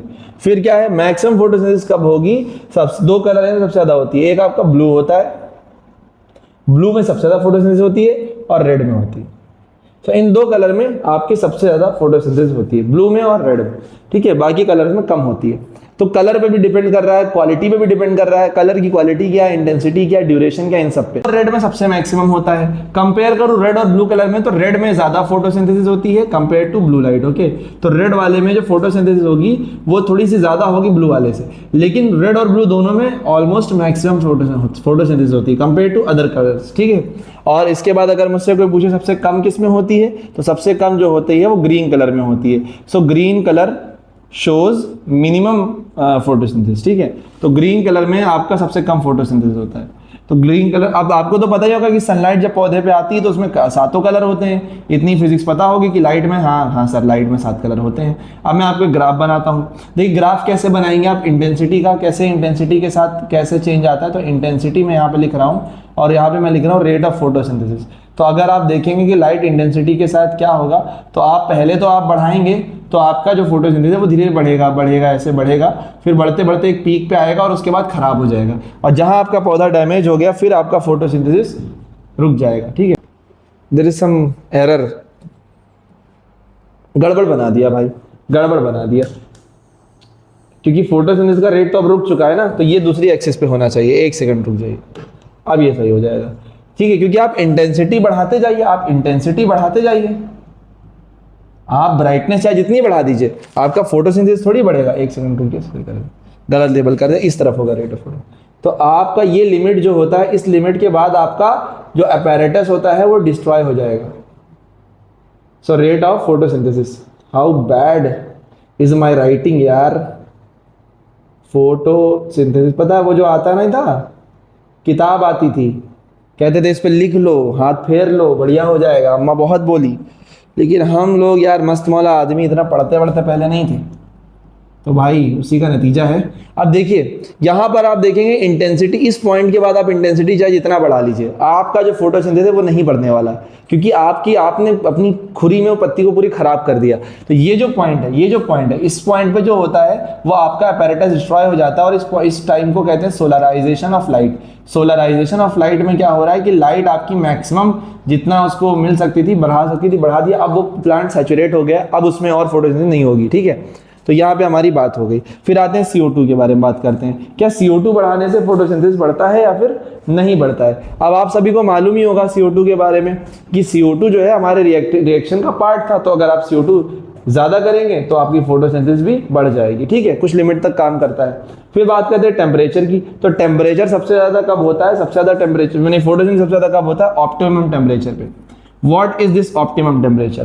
ये एक टेम्परेचर होगा, इसके इस जगह पर आपका फोटोसिंथेसिस सबसे ज्यादा होगा। और अगर आप इस टेम्परेचर के ऊपर जाएंगे या फिर आप इस ऑप्टिमम टेम्परेचर के नीचे जाएंगे तो आपका फोटोसिंथेसिस खराब हो जाएगा। ठीक है, फोटोसिंथेसिस क्या होगा? डिक्रीज हो जाएगा। तो हर पौधे का अपना अपना होता है, ठीक है, हर प्लांट का अपना अपना होता है। ठीक है, हर प्लांट का अपना ऑप्टिमम टेम्परेचर होता है। अब जैसे मान लेते हैं हम यहाँ पर हमारे पास कोई प्लांट है, उसका ऑप्टिमम टेम्परेचर ये वाला है, ये वाला मेरा ऑप्टिमम टेम्परेचर है। तो यहाँ पर आप देखेंगे कि सबसे ज्यादा आपका फोटोसिंथेसिस हो रहा है और बाकी जो तरफ है वो नहीं हो रहा। तो यहाँ पर हम क्या लिखेंगे? अपना रेट लिखेंगे।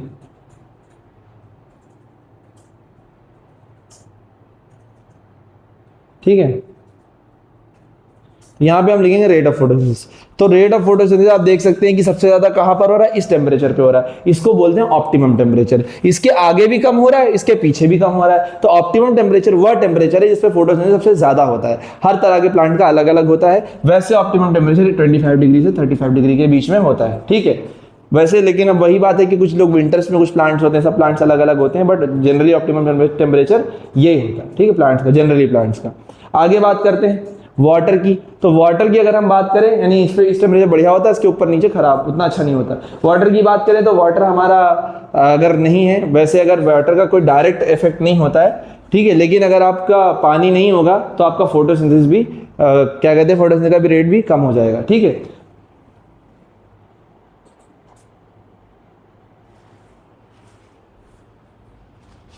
इसमें मैं अलाउ ऐड कर देता हूं, ओके, क्योंकि मुझे ना इसमें कुछ लाइन नहीं सही है। ठीक है, देखिए ये जो है वाटर जो होता है वो आपके फोटोसिंथेसिस को डायरेक्टली अफेक्ट करता नहीं है। ठीक है, डायरेक्टली तो नहीं करता है, लेकिन वाटर की कमी से बहुत सारे ऐसे प्रोसेस अफेक्ट हो जाते हैं जिसकी वजह से फोटोसिंथेसिस कम हो जाता है।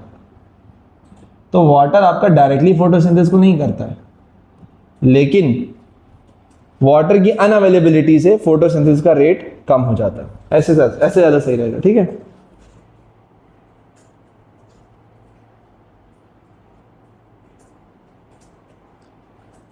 हो गया, यहाँ पे हो गया हमारा। फिर क्या है देखते हैं, इंटरनल फैक्टर। इंटरनल फैक्टर क्या होता है? वही मैंने बताया, जो आपके अंदर से, जो पौधे के अंदर से उसको खराब करे, डिस्टर्ब करे। तो अब इंटरनल फैक्टर में आ जाते हैं। अब देखिए पहला क्या दिया हुआ? Loss of chlorophyll. अगर आप पौधे में से क्लोरोफिल ही हटा दोगे, यानी कि क्लोरोफिल हटा दिया है, और क्लोरोफिल क्यों हटेगा? आपको मैंने एक एलिमेंट पढ़ाया था जिसका नाम है मैग्नीशियम। अगर पौधे में किसी कारण से मैग्नीशियम एलिमेंट की कमी हो जाती है जिसकी वजह से उसका क्लोरोफिल भी खत्म हो जाएगा। अगर क्लोरोफिल खत्म हो जाएगा तो फोटोसिंथेसिस उसकी खत्म हो जाएगी। भाई क्लोरोफिल ही नहीं है तो लाइट कहाँ ट्रैप होगी, कहाँ फोटोसिंथेसिस होगा। स्ट्रक्चर की बात करें तो पीछे मैंने अडेप्टेशन में बता दिया है कि स्ट्रक्चर से बदलने से क्या क्या फैक्टर होते हैं, जैसे कि मैंने आपको पीछे स्टोमेटा बताया, लीफ का कैसा ओरिएंटेशन होना चाहिए, वो सब हमने डिस्कस कर दिया है। फिर स्टार्च का लगना, अगर पौधे में ऑलरेडी बहुत ज़्यादा स्टार्च या शुगर बन जाएगा तो उसकी वजह से फोटोसिंथेसिस रुक जाएगी, क्योंकि पौधा कहेगा अब तो मेरा पेट भर गया, अब तो मैंने खाना खा लिया, अब मैं और खाना क्यों बनाऊं। ठीक है, ये कौन आ गया, ये कौन आ गया, मजनू भाई आ गए। वाई द मजनू भाई इन द मार्केट। यार क्या मुझे यहाँ से कुछ तो आपको समझाना है, कुछ तो आपको समझाना है, तभी हमारे मजनू भाई मार्केट में आए हैं। तुम में से बेटा ये बताओ किसने किसने देखी है, तुम लोगों ने देखी होगी ना ये वाला, ये मूवी एक है उसका सीन है भाई। तो इसमें मतलब तुमने तो देखी होगी, नहीं देखी तो मैं बताता हूँ। देखो यहाँ पर ना, एक यार वाइट कलर लेते हैं, यहाँ पर ये जो पेंटिंग है ये मजनू भाई ने बनाई थी, घोड़े की पेंटिंग थी, बड़ी ओजी पेंटिंग थी। मेरा सवाल ये है कि अगर तुमको इस पेंट को यहाँ से हटाना है, पेंट लग गया, पेंटर आता है तुम्हारे घर में, पुताई करता है, पेंटिंग करता है, उसको अपना हाथ धुलना होता है, तो वो कभी भी जा करके पानी में अपना हाथ नहीं धुलता है। क्यों? क्योंकि पेंट जो होता है वो एक ऑर्गेनिक कंपाउंड होता है, उसको जब आप वाटर में धुलोगे तो वाटर में वो पेंट डिजोल्व नहीं होगा और उसके हाथ में और फैल जाएगा। तो वो अक्सर कहता है एक तारपीन लाओ, एक ऑयल होता है, उस ऑयल में इसको साफ करके हट जाता है। जैसे इस पेंटर भाई ने हमारी पेंटिंग बनाई है, तो ये पेंटिंग एक ऑर्गेनिक कंपाउंड है, इसको पानी इस पर डालोगे तो और फैलेगी। लेकिन अगर आपको क्लीन करना, हमारे यहाँ बोर्ड पे इंक क्लीन करने के लिए आता है ऑर्गेनिक कंपाउंड, तो ऑर्गेनिक कंपाउंड में जब आप इसको डिजोल्व करोगे तो ये घुल जाएगी। आपने केमिस्ट्री तो पढ़ी होगी, covalent compounds, covalent compound, organic compound covalent compound होते हैं। कोवैलेंट वाले किस में डिसॉल्व होते हैं? वाटर में नहीं डिसॉल्व होते ना। ये सब तो अब ये भी तुमने नहीं पढ़ा है ना, वही बेटा मार खाओगे, ये सब नहीं पढ़े हो। पढ़ो अगर नहीं पढ़ा तो, जिसने पढ़ा है थम्स अप मेरी तरफ से। तुमको मालूम था, जिसको मालूम था कोवैलेंट बॉन्ड जो होते हैं वो डिसॉल्व पानी में होते हैं कि नहीं होते, कोवैलेंट बॉन्ड नहीं होते ना, पढ़ा होगा ना। Ionic compounds are soluble in water, ऐसे करके नौटंकी। चलिए, एक्सपेरिमेंट्स ऑन फोटोसिंथेसिस। देखिए भाई फोटोसिंथेसिस में क्या क्या एक्सपेरिमेंट्स हैं, ये पढ़ने के लिए तुमको पता होना चाहिए how to do a starch test. एक स्टार्च टेस्ट कैसे करा जाए, स्टार्च टेस्ट के लिए सबसे पहले आपको क्या करना पड़ेगा, सबसे पहले आपको जो पुराना पौधा है जिस पे भी आप चेक करना चाह रहे हो, आप अपना देखिए, वेट,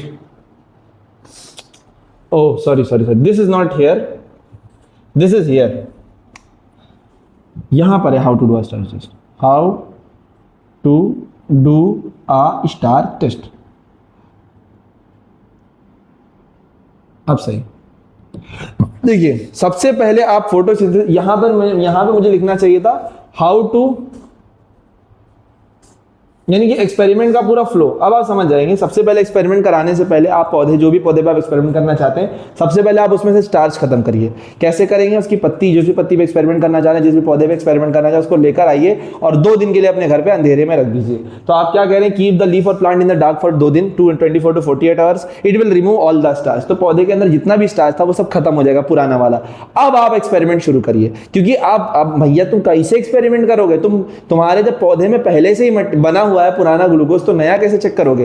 तो आपको क्या करना होगा, आपको पहले उसको अंधेरे में रखना पड़ेगा, पुराना सारा ग्लूकोज, पुराना सब कुछ खत्म हो जाएगा। फिर अब आप सोचोगे कि अब हम आगे बढ़े, तो पुराना सारा मटेरियल उसका कंज्यूम हो जाएगा। फिर अब आप उसको नए एक्सपेरिमेंट में यूज करोगे। तो आप उसको 24 से 48 घंटे के लिए रख देंगे, जिसकी वजह से पुराना सारा स्टार्च उसमें से खत्म हो जाएगा। अब इसको बोलते हैं destarching, okay, removal of starch. इससे क्या होगा कि सारा जो स्टार्च अब आएगा वो अब नए एक्सपेरिमेंट में आया होगा। ठीक है, all the starch is formed during photosynthesis. ये अब जो फोटोसिंथेसिस होगा, जो अब आप एक्सपेरिमेंट करेंगे, आगे वाले जो एक्सपेरिमेंट अब आप करेंगे, उसमें से अब हमारा स्टार्च बनेगा। पुराना वाला सारा खत्म हो गया। तो अब आप इसके बाद एक्सपेरिमेंट कर सकते हैं। जो भी एक्सपेरिमेंट है, आगे बहुत सारे एक्सपेरिमेंट आएंगे, वो आप कर सकते हैं। और एक्सपेरिमेंट करने के बाद आपको क्या करना पड़ेगा, पौधे का स्टार्च टेस्ट करना पड़ेगा। स्टार्च टेस्ट का मतलब चेक करना पड़ेगा उसने ग्लूकोज बनाया कि नहीं बनाया। इसके लिए आपको क्या करना है, सबसे पहली स्टेप नंबर 1, आप पत्ती को लेंगे और उसको वाटर में बॉईल करेंगे, पानी में खौलाएंगे 60 सेकेंड्स के लिए। ये देखिए यहाँ पे हम क्या कर रहे हैं, लीफ को वाटर में बॉईल कर रहे हैं। तो वाटर में जब आप बॉईल करेंगे, no this is not water, this is water. So water में पहले उसको बॉईल करेंगे। पानी पानी पानी, पानी में बॉयल। बेचारी लड़की बता भी तो रही थी कि पानी पानी पानी, सॉरी यार, ठीक है। सो इसको आप वाटर में बॉयल करोगे, तो जब आप वाटर में बॉयल करोगे तो वाटर में बॉयल करने से क्या होगा, वाटर में बॉयल करने से पत्ती के सारे एंजाइम खत्म हो जाएंगे, पत्ती में आयोडीन, आपको आगे आयोडीन डालना है वो आराम से चला जाएगा, ठीक है। अब इसके बाद आप देखिए, आप पहले वाटर में बॉयल करेंगे और उसके बाद किस में बॉयल करेंगे, अल्कोहल में। क्यों? क्योंकि मैंने बताया कि जो ऑर्गेनिक कंपाउंड होते हैं वो वाटर में डिसॉल्व नहीं होते, और क्लोरोफिल एक ऑर्गेनिक कंपाउंड है। अगर आप इसको पानी में बॉयल कर भी देते हैं तो आपने सारे एंजाइम तो मार दिए, पर इसका क्लोरोफिल थोड़ी हटा। अब आप इसको लाएंगे अल्कोहल में डालेंगे, और जब आप इसको अल्कोहल में बॉईल कर रहे होंगे ना, ये देखो जरा, क्या ये अल्कोहल का कलर हरा नहीं हो गया? इसका मतलब क्या हुआ? अरे बुद्धू क्या हुआ, क्लोरोफिल सारा किसमें चला गया, पानी में घुल गया। इसका मतलब यहां पर जो हमने करा है वो बॉईल किया है स्पिरिट में या फिर अल्कोहल में, मेथाइलेटेड अल्कोहल या एथेनॉल, जो अच्छा लगे ले लो। इससे क्या होगा, पौधे का क्लोरोफिल चला जाएगा और लीफ हमारी ऑलमोस्ट ट्रांसपेरेंट हो जाएगी। White is not the correct word, but almost, आप ट्रांसपेरेंट नहीं but almost very light in colour. ये देखिए ऐसी कुछ दिखती है, तो उसका सारा क्लोरोफिल चला गया। So yes we can see, यहाँ व्हाइटिश इन कलर होगी, पेल इन कलर हो गई, सारा इसका ग्लूकोज का जो क्लोरोफिल है वो घुल गया। अब ये ऐसी हो गई। अब आप इस पे स्टार्च टेस्ट करिए। अब आप स्टार्च टेस्ट करने के लिए क्या करेंगे, आप इसमें क्या डालेंगे, आप इसमें आयोडीन डालिए। भैया हमको सर आयोडीन, अभी देखो तुम्हारा दिमाग खुरपेच है, तुम हो खुरपेची आदमी, तुमको घर पे करना है, तुम बाजार से तुम्हारे घर पे रखा होगा, तो हमने मम्मी से कहना मम्मी मुझे चोट लगी थी, जो बीटाडीन आपने लगाया था वो कहाँ रखा है। ऐसे घर पे बीटाडीन की शीशी एक आती, काफी फेमस है। आप जब उस बीटाडीन का फॉर्मूला पढ़ेंगे तो उस पर लिखा होगा iodine solution IP 10% weight by volume. तो ये जो हमारा है आयोडीन का सोल्यूशन, ये आपको मिल जाएगा मार्केट में बहुत आराम से, 30 छोटी शीशी 30 रुपए 40 रुपए 50 में मिल जाएगी। वो शीशी आप ले आइए और उस आयोडीन को लीजिए, और जिसमें भी आपको चेक करना है स्टार्च है, पत्ती पे मत डालना, क्योंकि पत्ती पे डालने के लिए तुमको उसका क्लोरोफिल हटाना, वो पहले से हरी होती है, उस पर दिखेगा नहीं कुछ। उसके लिए तुम या तो अल्कोहल भी लाओ, फिर वो सब करो। ब्रेड पे डाल के देख लो, ब्रेड पे जहां जहां शुगर होगा वहां वहां ये ब्लूइश ब्लैक हो जाएगा, बहुत डार्क ब्लैक होता है, वैसे ब्लूइश ब्लैक बोलते हैं। और चावल पे डाल के देखना, चावल तुम्हारे काले हो जाएंगे। आपके घर में जो मिले खाने का सामान उन सब पे डालो, फिर देखो, फिर मुझे फोटो भेजो। यहाँ से कम्युनिटी पे तुम हो ना, मुझे भेजो कि सर मैंने ट्राई किया था, तो अच्छा लगेगा मुझे भी कि भाई स्टूडेंट्स आर ट्राइंग यार, मैं तुमको तरीका बता दिया, तुम ट्राई करो, क्या मजा आएगा। फिर आप क्या करोगे, आयोडीन डालोगे उस पत्ती पे, और अगर उसमें शुगर होगी तो वो आयोडीन डालने से वो लीफ ब्लू हो जाएगी, या फिर ब्लू ब्लैक बोलते हैं, ब्लू ब्लैक हो जाएगी, ब्लूइश ब्लैक कलर का हो जाएगा, ठीक है। मोस्टली आपके बोर्ड वाले ब्लू कलर ही यूज करते हैं, तो ब्लू लिखा मैंने। और अगर आपका स्टार्च उसमें नहीं होगा तो उसमें कोई चेंज नहीं आएगा, मतलब अगर आपका ये जो ब्राउन कलर का आयोडीन है, ये आयोडीन ब्राउन होता है, तो आपका वो जो पत्ती है वो भी ब्राउन हो जाएगी, उसका कोई चेंज नहीं कलर का होगा। तो कलर चेंज तब होगा जब आपके आयोडीन प्रेजेंट होगा। तो ये है पूरी समरी, स्टार्च टेस्ट कैसे करना है। सबसे पहले पौधे को 24 से 48 आवर अंधेरे में रखना है, उसके बाद उसको पत्ती को वाटर में बॉईल करना है, फिर वाटर में बॉईल करने के बाद उसको अल्कोहल में बॉईल करना है, और अल्कोहल में बॉईल करने के बाद उसका सारा क्लोरोफिल खत्म हो जाएगा, और फिर आप उसमें आयोडीन डालिएगा। और आयोडीन डालने के बाद अगर आपका ब्लू ब्लैक कलर आ रहा है, मतलब स्टार्च प्रेजेंट है, और अगर आपका कोई कलर चेंज नहीं हो रहा है, तो इसका मतलब आपका स्टार्च एब्सेंट है। ओ सर, ये image, this image is the OG image यार, यू जस्ट स्क्रीनशॉट इट, पूरा स्टार्च टेस्ट काम खत्म एक इमेज में। आगे देखो एक्सपेरिमेंट्स क्या क्या हैं फोटोसिंथेसिस के। देखिए ज्यादा तो है नहीं, चैप्टर खत्म पे है यार, खत्म हो गया चैप्टर अपना। तो पहला एक्सपेरिमेंट क्या है, to prove that CO2 is necessary for photosynthesis. इस एक्सपेरिमेंट में हम साबित करेंगे कि फोटोसिंथेसिस के लिए कार्बन डाइऑक्साइड की बहुत ज्यादा जरूरत पड़ती है। अब आप देखेंगे हमने क्या करा, अब हम, अरे यार मैंने क्लास में जब इसको पढ़ाया था ना, क्या प्यारा डायग्राम बनाया था। ये तो सब आर्टिफिशियल सब डायग्राम है, हाथ से बनाओ तो अच्छा भी लगता है, पर अब हम यार समय नहीं रहता है तो हाथ से क्या ही बनाए। देखो भाई, यहाँ तुम देखो, यहाँ देखो, तुम्हारे पास यहाँ पे KOH है। KOH के बारे में मैं आपको एक बात बताता हूँ। KOH जहां जहां होगा वहां वहां वो क्या कर लेगा, CO2 को अब्सॉर्ब कर लेगा। तो भैया तुमने यहाँ KOH डाल दिया, मतलब कि अंदर कहीं CO2 प्रेजेंट ही नहीं है, और बाहर है हवा, बाहर है हवा, तो बाहर होगा CO2 प्रेजेंट। अब तुम समझदार हो, अब तुम समझदार हो ना, तो बताओ भैया कहाँ होगी फोटोसिंथेसिस, सर सर सर अंदर CO2 है नहीं तो फोटोसिंथेसिस कहाँ से होगी? बाहर CO2 है तो बाहर फोटोसिंथेसिस होगी। हाँ भैया, तो बाहर फोटोसिंथेसिस होगी, बाहर ग्लूकोज बनेगा, बाहर आयोडीन डालोगे तो बाहर का हिस्सा क्या हो जाएगा? ब्लू हो जाएगा, अंदर के हिस्से में कुछ नहीं आएगा। अरे समझ गए सर, यही तो लिखा हुआ है यहाँ पे, यही तो लिखा हुआ है कि आपको क्या करना है, आपको डिस्चार्ज लीफ लेनी है, आधी बोतल में डाल देनी है और बोतल में KOH सॉल्यूशन है जो कि ये कर रहा होगा। और जब आप स्टार्च टेस्ट करेंगे तो आप देखेंगे कि बाहर की जो हिस्सा है वो ब्लू हो गया है, क्योंकि बाहर बाहर आपका फोटोसिंथेसिस हुआ था और अंदर अंदर नहीं हुआ था। अगला देखते हैं, बेल जार एक्सपेरिमेंट। अब देखिए, अब सेम एक्सपेरिमेंट हम कर रहे हैं। अब की बार हमने दोनों जार को क्लोज कर दिया, लेकिन इस बार आप देखेंगे कि क्लोज तो हमने करा है, ठीक है भाई क्लोज किया है, लेकिन यहाँ पर हमने NaSCO3 लिया है। NaSCO3 जो होता है वो क्या करता है? वो CO2 को रिलीज करता है, sodium hydrogen carbonate, also known as sodium bicarbonate. Okay, NaOH जो होता है KOH का भाई है, ये भी CO2 को अब्सॉर्ब कर लेगा, और जहां आपने ये भी CO2 is necessary for photosynthesis के अंदर ही है।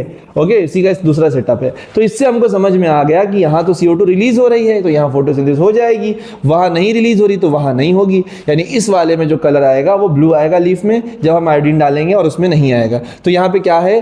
प्लांट ए की बात करते हैं। फोटोसिंथेसिस अकर या नहीं अकर? भाई यहाँ पे तो CO2 बनी थी तो अकर। प्लांट में NaCO3 है तो NaCO3 क्या करता है? प्रोड्यूस CO2 करता है। फोटोसिंथेसिस बी में क्या होगी? बी में CO2 अब्सॉर्ब हो जाएगा तो अकर नहीं होगी। और अगर NaOH की बात करें तो NaOH CO2 को क्या कर लेता है? अब्सॉर्ब कर लेता है। कौन सा प्लांट स्टार्च टेस्ट शो करेगा? तो भाई कौन सा शो करेगा? इसमें फोटोसिंथेसिस हो रही थी तो इसमें वो स्टार्च टेस्ट आएगा। 2 और 3 ये ब्लैक पेपर वाला एक्सपेरिमेंट है। इसमें हम शो करते हैं कि light is necessary for photosynthesis.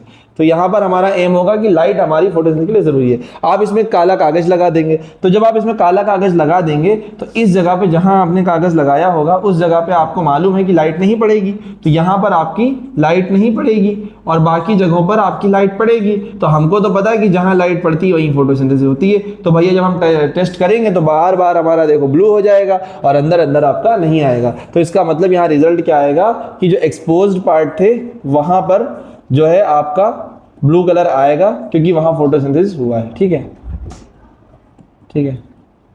और जो आपका कवर्ड पार्ट था, part covered with black pepper does not show any colour change. तो आप इसको लिख सकते हो कि part covered with black pepper shows no photosynthesis या no color change। Okay, show no photosynthesis। ठीक है, सो ये हमारा आपका आ गया। आगे फिर कौन सा है? ये वाला देख लीजिए, oxygen is release during photosynthesis. Oxygen, हमारे फोटोसिंथेसिस में ऑक्सीजन पैदा होता है। इसके लिए आपको क्या करना पड़ेगा? एक्वाटिक प्लांट लेना पड़ेगा। तो ये जो प्लांट मैंने लिया है, ये जो प्लांट है एक्वाटिक प्लांट है, इसको एक्वाटिक प्लांट कहते हैं। अब क्योंकि पानी में रहता है और एक्वाटिक प्लांट में को बहुत सारे एग्जाम्पल्स हो सकते हैं। अभी मैंने जिस प्लांट को लिया है इसका नाम है हाइड्रिल्ला। सो हाइड्रिल्ला आप याद रखिएगा, हाइड्रिल्ला एक एक्वाटिक प्लांट है। तो हमने क्या किया है, ये सेटअप बनाया है। ये एग्जाम में आपके डायग्राम भी आया हुआ था। इसमें हमने बीकर को उल्टा करा है और आप देखेंगे इसमें से ऑक्सीजन बबल निकलते हैं और वो बबल ऊपर जमा हो जाते हैं, जिससे हमें पता चलता है अच्छा भाई ये ऑक्सीजन को रिलीज कर रहा है। ठीक है, और ऊपर आपकी खूब सारी ऑक्सीजन गैस जमा हो जाएगी। ठीक है, अब आप कैसे इसको चेक करेंगे कि ये जो बबल है ये ऑक्सीजन का ही बबल है? How to check? तो भाई कैसे चेक करेंगे आप सोचिए। देखिए, हम सभी को पता है ऑक्सीजन आग को भड़काती है, और जैसे आग में घी डालना होता है, तुम्हारे तुम हरकत करके उधर से तुम्हारा भाई बोलेगा अरे मैं बताऊं, बहन बोलेगी अरे हमको एक बात पता चली पापा, इसने ये किया वो किया। वही चीज ऑक्सीजन क्या कर रहा है? आग को भड़काता है। तो अगर ये ऑक्सीजन है तो इसको जब भी आप फ्लेम के पास ले आओगे वो आग और भड़केगी। तो यहाँ पर देखिए, यहाँ पे उसका आंसर है जो मैंने वहां क्वेश्चन पूछा, how to check, how to. अरे यार कितनी गंदी राइटिंग, लिख लिया होता ना मैंने उधर इमला तो बढ़िया होता। तो ऑक्सीजन कैसे चेक करोगे? आपके गैस बबल जब आए हैं आप उसको लेके जाइए ग्लोइंग स्प्लिंटर पे, वो बस्ट हो जाएगा और फ्लेम्स फेंकेगा, तो इससे आपको पता लगेगा ऑक्सीजन है। ठीक है, और रिजल्ट की बात करते हैं तो रिजल्ट भाई ऑक्सीजन बबल्स हमारे यहाँ पे दिख रहे हैं, ऑक्सीजन बबल्स फॉर्म हो रहे हैं। सेटअप मैंने लिखा नहीं, सेटअप आप डायग्राम से देख ही सकते हो, ठीक है। तो अगर आपसे कोई क्वेश्चन पूछे हाउ टू इंक्रीज बबल, आप इसके अंदर ऑक्सीजन बबल कैसे बढ़ाएंगे, ठीक है, तो उसका आंसर आपका होना चाहिए कि आप इसमें क्या करो, NaCO3 डाल दो, इसकी वजह से आपकी बबल बढ़ जाए। एक्वाटिक प्लांट का नाम पूछ ले तो नाम आपका हाइड्रिल्ला होता है। ओके, सो आई होप आपको एक्सपेरिमेंट समझ में आया होगा। इसमें हमने दिखाया कि हाँ भाई ऑक्सीजन रिलीज होता है फोटोसिंथेसिस के दौरान। फिर क्या है, कार्बन साइकिल है। कार्बन साइकिल में बताया जाता है कि कार्बन कैसे हमारे यूनिवर्स में या हमारे अर्थ पे मेंटेन है। तो इसमें यही बताया गया है कि चाहे पौधे हों चाहे जानवर हो, सब ऐसे आके मर जाते हैं, और मरने के बाद जब मरते हैं, सड़ते हैं, जलते हैं, तो वो सब CO2 एटमॉस्फेयर में छोड़ देते हैं। फिर वो वापस से पौधे ले लेते हैं, वो पौधे वापस से पौधे लेते हैं। बदले में जो है, जब पौधे और जानवर दोनों लोग क्या करते हैं, रेस्पिरेशन करते हैं। रेस्पिरेशन में हम लोग क्या करते हैं, ऑक्सीजन को लेते हैं और CO2 को छोड़ते हैं। तो पौधे हों चाहे जानवर, दोनों लोग सांस लेके CO2 छोड़ते हैं, और साथ ही साथ जब मर जाते हैं तो मिट्टी में मिल जाते हैं, फिर वो CO2 वापस आ जाता है। तो इस तरीके से चलता रहता है। प्लांट्स को कभी एनिमल कंज्यूम कर लेते हैं। Just make a look at it, it is not very important. बस आप देख लो कि कैसे कार्बन हमारे में पूरे अर्थ में मेंटेन है। ओके, सो यहाँ पर आपका चैप्टर खत्म हो गया है। We will do some questions. Okay, बहुत सारे हैं, we will do some questions. Okay, और फिर उसके बाद हम लोग खत्म करेंगे। सारा place a healthy potted plant in a dark, wait let me check the time यार, wait. So okay, we will do 10 minutes. Okay, 10 minutes है मेरे पास, फिर उसके बाद चलेंगे। सारा ने एक हेल्दी प्लांट लिया, ओके ठीक है, और 48 आवर्स के लिए रखा। She plucked one of the leaves and tested it for starch. देखिए यहाँ पर देखिए, healthy potted plant dark room में रखा और एक्सपेरिमेंट करना चाहती थी, और लीफ पे चेक किया तो leaf did not turn blue black, तो लीफ ब्लू ब्लैक नहीं हुई। So question, why was the plant placed in dark for 48 hours. मैंने बता ही दिया है कि अंधेरे में आप 2 दिन के लिए क्यों रखोगे। अंधेरे में आप 2 दिन के लिए इसलिए रखोगे ताकि आपका प्लांट क्या हो जाए, डी-स्टार्च हो जाए। तो भाई जब डी-स्टार्चिंग हो गई है तो उसका मतलब क्या हुआ कि उसमें कोई स्टार्च ही नहीं बचा होगा। जब स्टार्च नहीं बचा होगा तो मेरे भाई क्यों चेंज होगा, क्यों ब्लू ब्लैक होगा। तो what is the significance of boiling the leaf alcohol starch. उसके समय अल्कोहल में क्यों बॉइल करते हैं, तो लीफ को अल्कोहल में किस लिए बॉइल करते हैं, ताकि आपका क्लोरोफिल डिजोल्व हो जाए। ठीक है, अरे भाई यहाँ लिखा हुआ है ना, यहाँ से देख लो, कहाँ यहाँ सब लिखा हुआ है, सब आंसर लिखे में कहाँ गया, ये PYQ था वो, तो ये देखो, to remove the chlorophyll and the leaf becomes white. तो यहाँ पे आप इसका रीजन लिख देंगे, ठीक है। तो ये हो गया आपका। आगे बढ़ते हैं,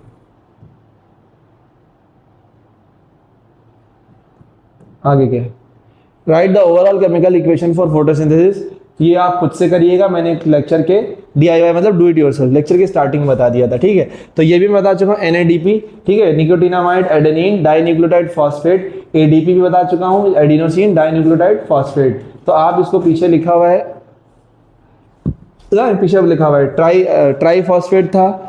एक मिनट, मैंने सॉरी मेरे से गलत निकल गया, ADP का मैंने एडिनोसिन डाइन्यूक्लियोटाइड बोल दिया बाय मिस्टेक। इसका फुल फॉर्म एडिनोसिन डाइफॉस्फेट होता है, ओके। और ATP का फुल फॉर्म एडिनोसिन ट्राइफॉस्फेट होता है। और NADP का मैंने पीछे लिख रखा है, वो आप वहां से देख लीजिएगा। Assertion, oxygen is produce during light dependent reaction of photosynthesis. Oxygen produce light reaction. क्या लाइट रिएक्शन में कौन कौन से प्रोडक्ट थे, ऑक्सीजन, ATP, NADPH। तो भाई सही बात है। Reason, oxygen is release as by product. Oxygen release होता है फोटोलिसिस में, ठीक है। तो क्या भाई ऑक्सीजन हमारे फोटोलिसिस में होता है, तो H+ और OH- होते हैं, फिर वही OH से आपका O2 निकलता है। तो यहाँ पर क्या है, assertion is true, reason is, तो पहले देखो असर्शन तो ट्रू है, तो असर्शन फॉल्स वाला स्टेटमेंट तो गलत हो जाएगा। तो अब यहाँ पर असर्शन भी ट्रू है और रीजन भी ट्रू है, क्योंकि ऑक्सीजन आपका फोटोलिसिस के दौरान जब OH बनता है उससे फर्दर निकलता है। तो ऑक्सीजन आपका रिलीज होता है फोटोलिसिस के दौरान। आपने देखा होगा H+ और OH- टूटा था, फिर उस OH से आगे चल के O2 बन गया था। तो भाई ये भी बात सही है, ये भी बात सही है। तो A और R ट्रू है। और देखिए क्या करेक्ट एक्सप्लेनेशन है कि नहीं, वो कैसे पता चलेगा, आप ऊपर वाली बात पढ़िए। ऊपर क्या लिखा है, ऑक्सीजन प्रोड्यूस होता है लाइट रिएक्शन में। तो क्वेश्चन इज क्यों प्रोड्यूस होता है। अब आप देखिए क्या नीचे वाला स्टेटमेंट आंसर दे रहा है, तो ऑक्सीजन रिलीज होता है फोटोलिसिस के दौरान। तो फोटोलिसिस क्या है, लाइट रिएक्शन का एक पार्ट है, और उसमें जब फोटोलिसिस में ऑक्सीजन रिलीज होता है, इसलिए हमारा जो ऑक्सीजन है वो लाइट रिएक्शन का पार्ट है। मतलब नीचे वाली बात ऊपर वाली बात को ही कन्वे कर रही है और एक्सप्लेन भी कर रही है। सो करेक्ट एक्सप्लेनेशन हमारा सही आंसर होगा। फिर क्या है, सूर्या यूजेस अप, सूर्य सिंघम, जलता नहीं जलाता है। हाँ, वेराइजेटेड लीव्स। वेराइजेटेड लीव्स का मतलब क्या होता है, वेरिएबल, मतलब कलर, डिफरेंट कलर्स, ठीक है, डिफरेंट कलर, मतलब कहीं पर ग्रीन और कहीं पर ब्राउन, ठीक है।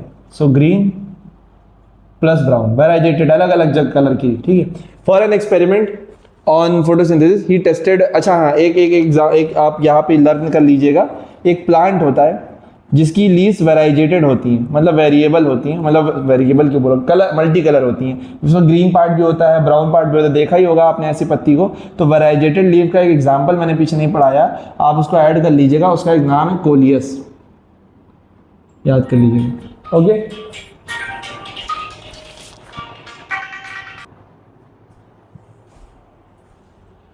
तो उसका नाम है कोलियस। अब आगे क्या है, अब आगे क्या है, कौन से लीफ का हिस्सा ब्लू ब्लैक होगा टेस्ट के बाद? तो भाई लीफ का कौन सा हिस्सा ब्लू ब्लैक होगा? जो आपका ग्रीन कलर्ड पार्ट होगा। तो which part of the leaf will turn blue black? जो आपका ग्रीन कलर्ड पार्ट होगा।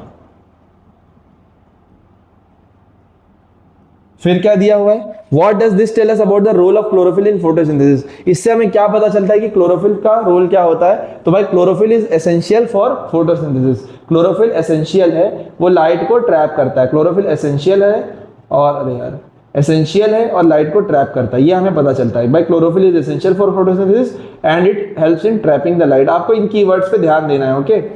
राइट द ओवरऑल इक्वेशन, तो ये तो आप कर ही सकते हो, डू इट योरसेल्फ, सब बोर्ड के क्वेश्चन है, ओके, बोर्ड के स्पेसिमेन के। ऑप्टिमम टेम्परेचर फोटोसिंथेसिस का मैंने बताया भी था आपको क्या होता है, 25 से 35 डिग्री, वहां पे पीछे लिखा हुआ है, आप वहां से देख सकते हो। Right the overall chemical equation, ये भी फिर से रिपीट हो रहा है, खुद से कर लीजिएगा।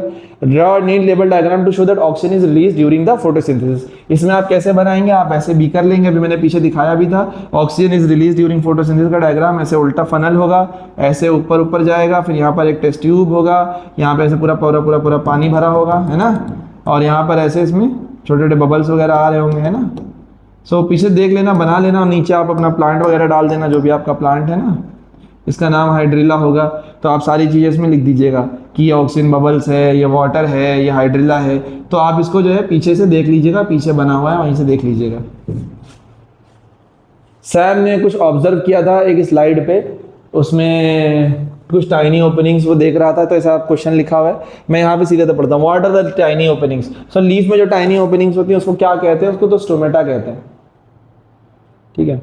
Name the cell that regulate the opening and closing. Opening and closing को कौन रेगुलेट करता है? उसका नाम गार्ड सेल होता है। विच आयन इज रिस्पॉन्सिबल? जो आयन हमारे स्टोमेटा को ओपन करता है, मैंने पीछे पढ़ा है, पोटेशियम आयन करता है, जो ओपनिंग और क्लोजिंग को कंट्रोल करता है। फिर क्या, the process of conversion of ADP to ATP. देखिए 2 फॉस्फेट से 3 फॉस्फेट हो गया, ओके, बस एक सेकंड ना। तो हम जो एडीपी को एटीपी में कन्वर्ट करते हैं, तो इस प्रोसेस को क्या कहते हैं? फोटोफॉस्फोराइलेशन। फोटोफॉस्फोराइलेशन पढ़ाया था, पीछे पढ़ाया था, ओके। स्टोमेटा को ओपन कौन करता है? पोटेशियम आयन ओपन करते हैं। स्टडी द डायग्राम एंड, अब ये अलग कुछ अच्छा क्वेश्चन है। In order to prove that CO2 is necessary for, यहां पर देख सकते हैं CO, ये पीछे करवाया था, ये किस चीज, इसका एम क्या था? CO2 is necessary for photosynthesis, ये एम था। A potted plant is placed in a dark for 48 hours. So इसको हमने 48 आवर्स के लिए रखा। तो 48 आवर्स के लिए क्यों रखते हैं? मैंने बताया था, डिस्चार्ज करने के लिए, ठीक है। A part of leaf is inserted into conical flask। हमने लीफ का कुछ हिस्सा यहाँ पे डाला है और उसमें KOH था। तो this is to absorb, KOH क्या अब्जॉर्ब करता है? CO2 अब्जॉर्ब करता है। The plant is then placed in sunlight, फिर प्लांट को सनलाइट में रखा जाता है फॉर फ्यू आवर्स, कुछ देर के लिए। The experimental leaf is tested for starch. The part of leaf that was inside the conical flask, जो लीफ का पार्ट अंदर था वो किस कलर में हो जाएगा? जो अंदर था उसमें क्या फोटोसिंथेसिस हुई थी? उसमें तो नहीं हुई थी, तो अंदर नहीं हुई थी, तो वो जो है आपका जो whereas the part of the leaf outside turns blue black, ये ब्लू ब्लैक होती है, ठीक है, और ये ब्राउन हो जाएगी, ठीक है, ब्राउन हो जाएगी, क्योंकि आयोडीन का कलर जो होता है वो ब्राउन होता है, ठीक है। सो अब यहाँ पे हमारा कंप्लीट हो गया। तो ऐसे आप आगे वाले भी करिएगा, ओके। NADP का फुल फॉर्म है, क्लोरोप्लास्ट का पूरा डायग्राम बनाना है। क्लोरोप्लास्ट का डायग्राम मैंने आपको अब्जॉर्प्शन बाय रूट्स में बनवाया था, ठीक है, तो वहां से आप देख करके बनाइएगा, लिंक में लेक्चर की वो लगी हुई, वहां से देख लीजिएगा। क्लोरोफिल को क्या यूज, डिसॉल्व करने के लिए क्या यूज करते हैं? तो क्लोरोफिल के लिए अल्कोहल यूज करते हैं। टिश्यू जो फूड को ट्रांसपोर्ट करता है, फ्लोएम करता है। तो बहुत सारे आसान से क्वेश्चन है, बहुत टफ नहीं है, okay. So just go through it. बहुत सारे रिपीट क्वेश्चन है, ये देखिए कितना सिंपल से क्वेश्चन है। तो फोटोसिंथेसिस इतना टफ नहीं है, ओके। तो बहुत सारे इसमें क्वेश्चन है, आप सब कुछ ट्राई करिएगा और जब कुछ समझ नहीं आएगा तो आप कमेंट में पूछिएगा। इसकी लिंक आपको, इसका जो PDF है आपको, वो आपको मिल जाएगा, क्या कहते हैं, ऐप पर मिल जाएगा। इस पूरे लेक्चर की नोट्स आपको मिल जाएगी, ठीक है। एग्जाम टाइम में मैं कोशिश करूंगा यही चीज़ मैं आपको हैंड रिटन भी दे सकूं, ठीक है। मैं अपनी कोशिश पूरी करूंगा। Okay, so all the best. मैं ज़रा सेव भी करते करते बात कर रहा हूँ, सोच रहा हूँ लगे तो मेरा काम भी होता रहे, तो ठीक है। आज के लिए वैसे इतना ही, और पढ़ते रहो, एंजॉय करो, सब बढ़िया से 10th को निकालेंगे, एकदम बढ़िया से आग लगाएंगे 10th में। मुझे सबसे बढ़िया से रिजल्ट चाहिए, सबसे बढ़िया से मेहनत चाहिए। ओके, ठीक है। सो मिलते हैं अब लाइट के लेक्चर में। तब तक के लिए आज का लेक्चर बहुत बढ़िया था, मज़ेदार था, मज़ा आया फोटोसिंथेसिस तुम लोग को पढ़ाने में। Okay, bye bye and all the best.